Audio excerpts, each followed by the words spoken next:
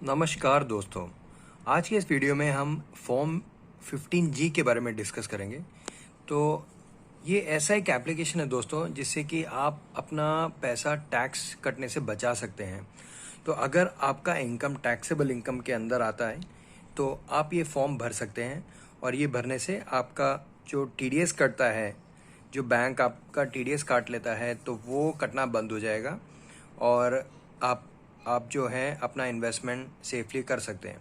तो कई बार क्या होता है दोस्तों, जो बैंक का सिस्टम है या जहाँ भी आपने इन्वेस्टमेंट किया है वो ये डिटेक्ट नहीं कर पाता कि आपका इनकम टैक्सेबल इनकम के ऊपर जाता है कि नहीं, तो वो ऑटोमेटिकली आपका काटना चालू कर देता है। अगर लेकिन आप ये फॉर्म भर दें, फॉर्म 15G, तो ये कटना बंद हो जाएगा। तो सबसे पहले तो हम डिस्कस कर लेते हैं ये टैक्सेबल इनकम क्या होता है। तो देखिए, टैक्सेबल इनकम जो होना चाहिए वैसे वो है 2,50,000, ठीक है ना। ये टैक्सेबल लिमिट है। अगर इसके नीचे रहता है, आपका जो इनकम है वो इसके नीचे रहता है, टैक्सेबल इनकम की बात कर रहा हूँ दोस्तों, टोटल इनकम नहीं, तो आपको जो है टैक्स नहीं कटना चाहिए, टीडीएस नहीं कटना चाहिए। और यदि ये कट रहा है तो जल्द से जल्द ये फॉर्म 15G का फॉर्म दे दीजिए। और कौन ये भर सकता है? जो रेगुलर सिटीजन है, यानी कि एज 60 के नीचे होने चाहिए। जो 60 एंड अप है उनके लिए फॉर्म 15H होता है, उसके बारे में आपको ध्यान देने की ज़रूरत नहीं है। लेकिन अगर आप 60 के नीचे हैं, ठीक है ना, और आपका टैक्सेबल इनकम के अंदर आता है 2.5 लाख के अंदर आता है, 2.5 लाख या उसके नीचे आता है, तो आप ये फॉर्म भर सकते हैं। और इसके लिए सरकार ने क्राइटेरिया भी रखा है। अगर आप एफडी वगैरह कराते हैं, फिक्स डिपॉजिट कराते हैं, और उसमें से जो इंटरेस्ट इनकम आ रहा है वो अगर 40,000 या उससे नीचे है तो आपका इस पे भी टीडीएस कोई कटना नहीं चाहिए, ठीक है। अगर जैसे आपका जो इंटरेस्ट इनकम आ रहा है वो 40,000 के सपोज ऊपर है, सपोज आपका इंटरेस्ट इनकम आ रहा है 50,000 रुपये, लेकिन आपकी सैलरी सिर्फ है 1 लाख रुपए। वापस बोलता हूँ, ये एफडी का जो इंटरेस्ट है वो है 50,000 और ये सैलरी है आपकी 1 लाख रुपए, तो टोटल ये होता है सिर्फ 1.5 लाख रुपए दोस्तों। तो वापस हम देख सकते हैं यहाँ पे जो टैक्सेबल लिमिट था 2.5 लाख, उसके नीचे है ये, है ना। तो भले ही आपका एफडी का इंटरेस्ट 40,000 से ऊपर गया हो, लेकिन टोटल इनकम 2.5 लाख के नीचे होने के कारण आपको टीडीएस नहीं कटना चाहिए। तो ये है मोटा मोटा 15G किसके लिए होता है और कैसे कर सकते हैं उसके बारे में। और टैक्सेबल इनकम की मैंने बात की तो उसके बारे में थोड़ा समझाना चाहूँगा मैं। तो टैक्सेबल इनकम दोस्तों वो इनकम है जो सारे डिडक्शंस वगैरह करने के बाद आपने जो इन्वेस्टमेंट्स किए हैं, वो इनकम टैक्स के कई सेक्शंस हैं जिसमें कि आप डिडक्शन क्लेम कर सकते हैं। तो आपका जो टैक्सेबल इनकम है उसमें से वो माइनस कर देता है। तो ऐसे अगर इन्वेस्टमेंट्स किए हैं तो वो आप माइनस करने के बाद जो अमाउंट दिखाते हैं वो है टैक्सेबल इनकम।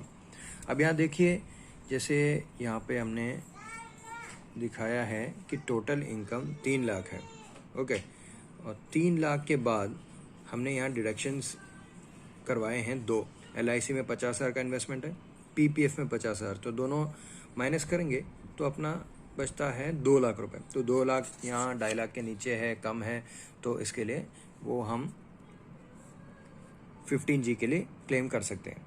लेकिन अगर ये डिडक्शंस नहीं होते, अगर ये इन्वेस्टमेंट्स नहीं किए होते, तो वापस जो इनकम था वो 3 लाख ही रहता, वो कम नहीं होता। तो जैसे ही वो टैक्सेबल लिमिट के ऊपर जाता है फिर आप एलिजिबल नहीं है 15G भरने के लिए। तो ऐसा है टैक्सेबल इनकम के बारे में। अब आपको क्या क्या लेके जाने का है बैंक में?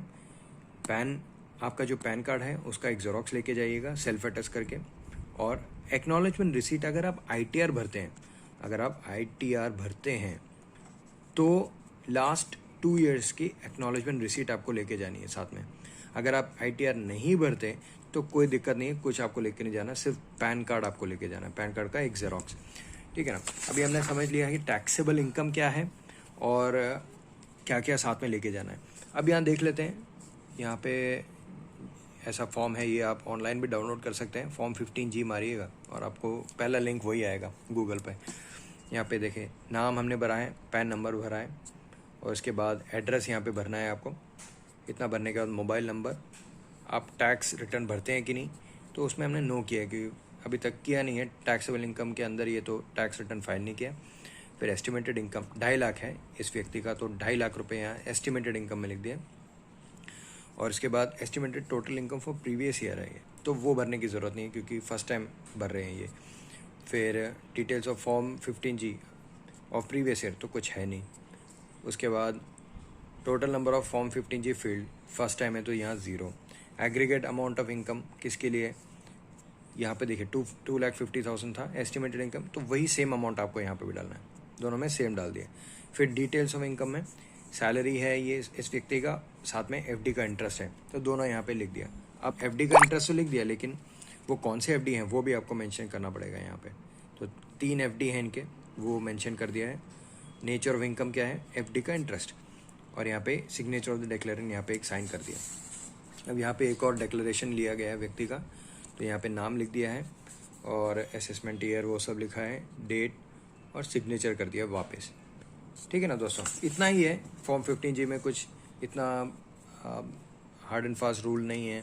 आपको सिर्फ ये फॉर्म लेके जाना है, फॉर्म भरना है, 2 जगह साइन आएंगे आपके, और साथ में क्या लेके जाना है, पैन कार्ड, और अगर आप ITR भरते हो तो एक्नॉलेजमेंट रिसिप्ट।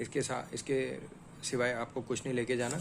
बस आपको उतना ध्यान रखना है कि आपका टैक्सेबल इनकम के अंदर है, यानी कि 2.5 लाख के अंदर अगर टैक्सेबल इनकम रहता है डिडक्शंस के बाद, तो आप ये क्लेम कर सकते हैं, नहीं तो आप नहीं कर सकते, आपका टैक्स ज़रूर लगेगा।